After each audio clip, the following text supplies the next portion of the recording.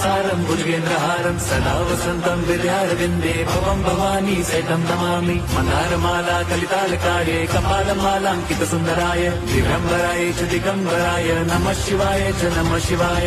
लोकांगण चरण डोळ्यान पाहिन रूप तुझे प्रेमे अलिंगिन आनंदी पूजिन भावे ओवाळीन म्हणे नमः त्वमेव माता पिता त्वमेव बंधुश्च सखा त्वमेव